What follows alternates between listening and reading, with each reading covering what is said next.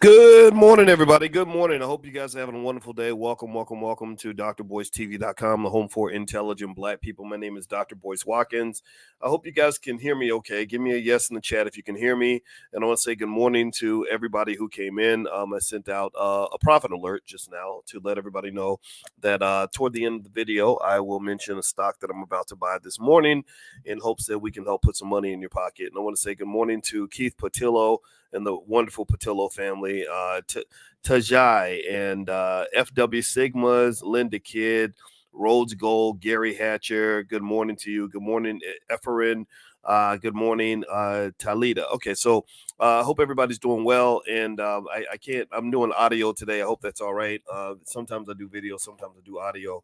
Just got back from the gym. My wife and I got up about 5 a.m. and I can proudly say I ran very slow in the treadmill and I did lift my weight. So I did my job on the fitness tip. Health is wealth. You got to take care of your health, because if you lose all your health trying to go get wealth, then you will lose all your wealth trying to get your health back. And let me know if you know what I'm talking about. Big Pharma will take all that money.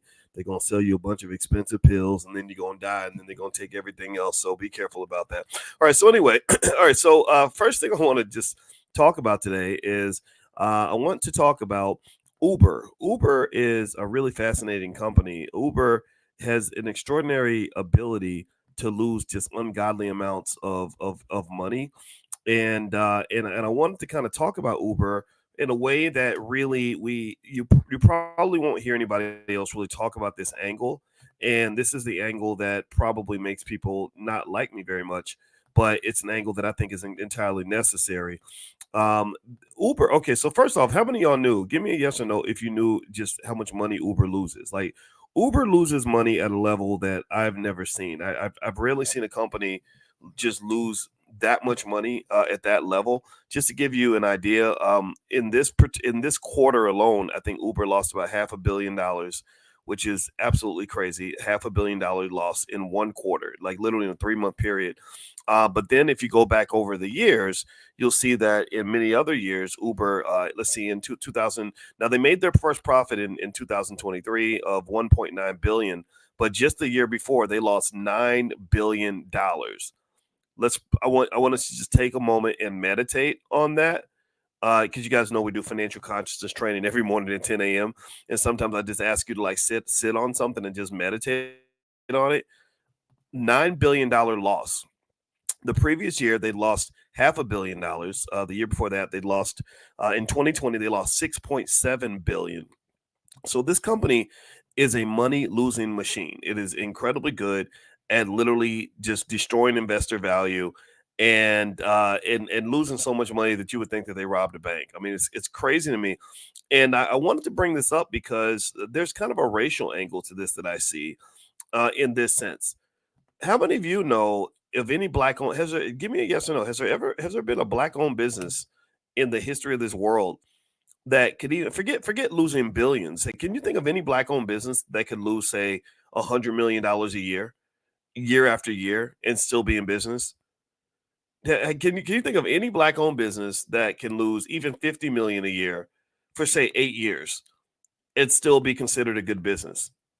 Yes or no? Has there ever been a company like this anywhere?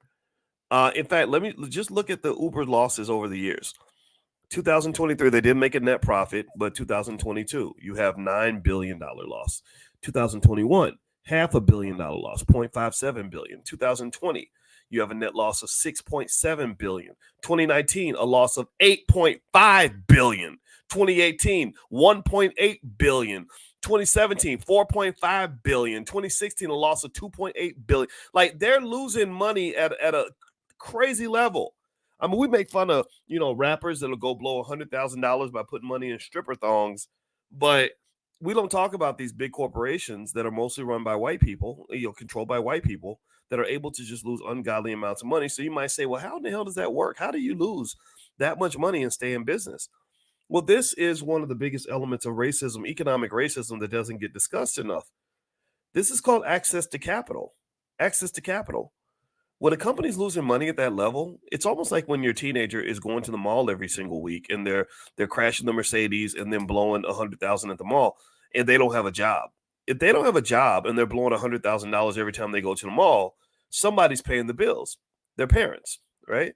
Well, with these companies, they don't have parents, but they have banks that are willing, banks and investors that are willing to give them all this capital to allow them to literally just run these companies that look like freaking train wrecks and lose money at an ungodly pace. And they hold on because they say, well, just keep going. We'll give it a few more years and eventually money will be made. And this is something that I think should be there should be more attention put on this. There is a racial angle because black owned businesses die. There's no black owned business I've ever known.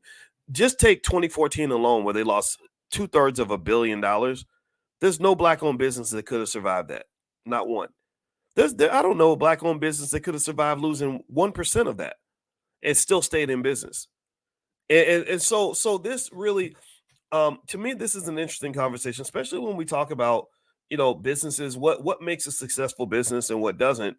If you just come to me and you say, well, this is a bad business because they lost money and they lost money over multiple years, I'm not going to disagree with you. It could be a bad business, but at the same time, Uber is not considered a bad business. Give me a yes. Give me a yes if you understand that Uber is considered to be a pretty good company, which is crazy, right? If you go look up Uber stock price, believe it or not, Uber stock, it's trading at $64 a share. It's gone up 5.8% this year. It's gone up 69% in the last 5 years. Or sorry, in the last year. I said last 5 years. I'm sorry, last 5 years has gone up 53%. The last year it's gone up 69.91, which is basically 70%. So how can a company that's losing money at that level have a stock price that's going up?